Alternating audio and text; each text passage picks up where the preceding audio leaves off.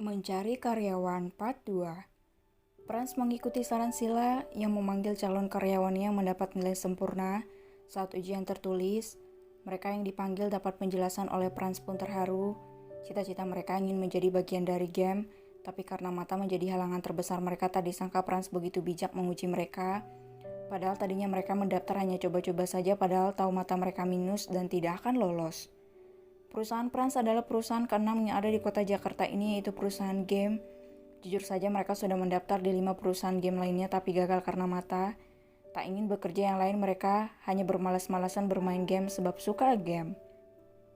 Saat perusahaan Franz dibuka, apalagi game, mereka yang suka game berlomba-lomba mendaftar walaupun tidak lolos. Tidak ada salahnya mencoba. Wow, jadi kau adalah Master A?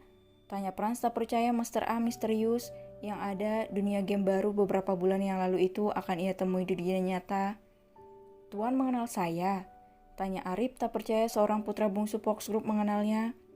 Aku jarang main game tapi aku tahu siapa raja di game, kekeh Franz. Kenapa kau sehebat itu? Apa kau tidak bekerja? Tanya Franz. Saya sudah mencoba mendaftar di 5 perusahaan game, Tuan. Tapi gagal, saya tidak mau kerja yang lain karena saya punya cita-cita ingin menciptakan game sendiri. Jawab Arif malu-malu. Franz tertawa, baiklah. Kau boleh pulang besok, datanglah pagi-pagi. Aku tidak meragukan kemampuanmu karena kau seorang master. Apa Tuan, saya diterima? Tanya Arif tergagap. Ya sana pergi, aku akan buat kartu namamu nanti malam, kata Franz.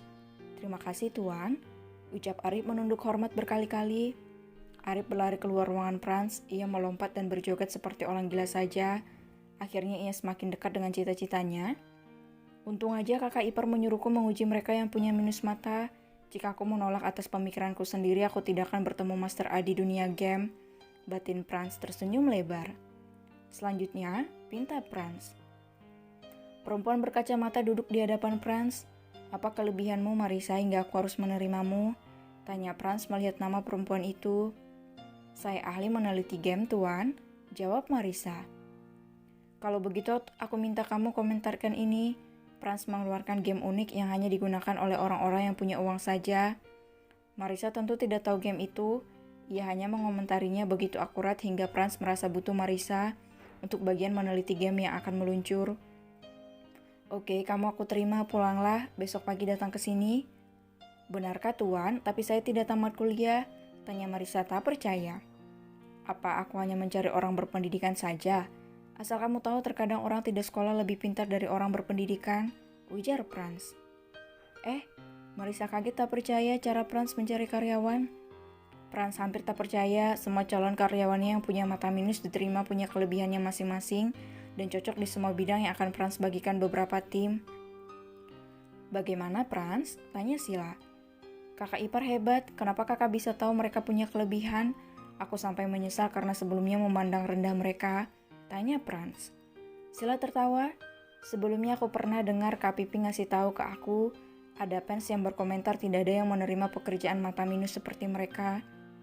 Benar kakak? Tanya Franz tampak bersemangat mencari tempat duduk mendengarkan cerita Sila. Sementara yang lainnya sibuk mencari karyawan dengan jumlah 130 calon karyawan Franz. Iya, bagaimanapun mata minus kan bisa memakai kacamata. Tapi orang-orang menganggap mereka tidak bisa dibawa lembur bekerja, kekeh Sila. Mereka bodoh sekali, kekeh Franz, padahal sebelumnya Franz sempat ingin menolak 70 orang yang punya minus di mata itu. Sila tersenyum lebar saja membalasnya. Ayo kita bantu yang lain, ajak Sila. Franz mengangguk. Dalam sehari mereka berhasil mendapatkan 100 karyawan lainnya. Sila, Franz, dan Ariel masuk ke bagian Pipi yang akan mencari 30 karyawan lainnya. Tak disangka oleh mereka, Pipi malah bertanya-tanya berapa jumlah keluarga yang ditanggung. Ada adik atau kakak yang kuliah? Apa pekerjaan sebelumnya? Apalagi cara kakak ipar nih? Franz menepuk keningnya sambil geleng-geleng kepala. Sila tertawa tanpa suara, sedangkan Ariel menganga tak percaya istrinya sedang mencari karyawan. atau mencari seorang untuk diberi bantuan. "Beb, kenapa kamu malah bertanya seperti itu?" tanya Ariel dengan gemas. "Mas, dia punya adik 5, ibunya sakit dan ayahnya kabur." Pipi menunjuk perempuan di depannya. "Kakak ipar mencari karyawan atau orang untuk diberi bantuan?" tanya Franz tertawa. "Apa saya ditolak, Tuan?" tanya perempuan itu dengan raut wajah sedih. Jawab Ariel dan Franz serentak. "Tidak, kamu diterima, Raisa," Pipi yang menjawab. Raisa semakin bingung harus mendengarkan yang mana. "Kakak ipar, kenapa kakak bertanya keluarga dan hal-hal pribadi? Apa kakak mau memberi bantuan?" tanya Franz tertawa geli. "Asal kalian tahu ya, Raisa tulang punggung keluarganya, adiknya aja ada 5, aku yakin dia pekerja keras. Percayalah caraku mencari karyawan untuk Franz," kesal Pipi. "Iya Tuan, saya berjanji akan bekerja dengan sungguh-sungguh," kata Raisa tersenyum haru mendengar alasan Pipi. Alhasil, Franz, Ariel, dan Sila hanya diam menonton Pipi yang merekrut pekerja dengan cara tak lazim. Entah Franz harus tertawa atau sedih dengan cara Pipi ini.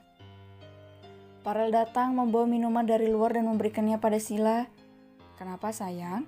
tanya Farel heran semua orang berkumpul menonton Pipi.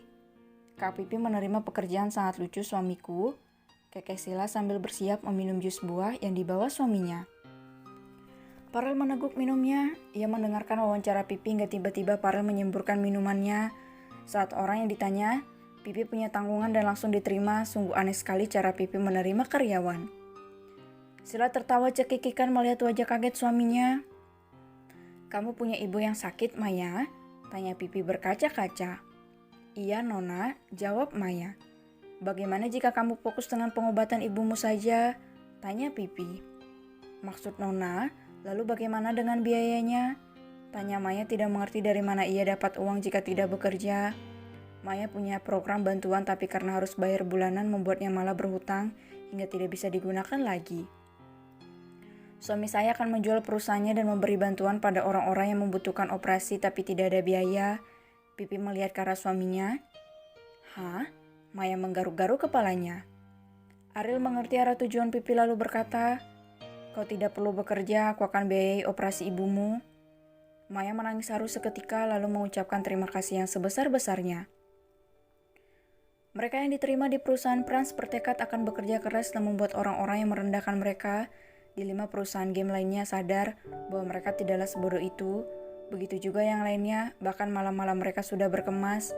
Ada yang tidak bisa tidur memilih main game, ada yang sudah siap-siap karena takut kesiangan jika bangun kesiangan, tinggal gosok gigi dan cuci muka saja padahal ada alarm. Saking semangatnya lupa ada alarm, ada juga yang memandang logo perusahaan Franz yang diberi nama Player Game sampai tertidur pulas.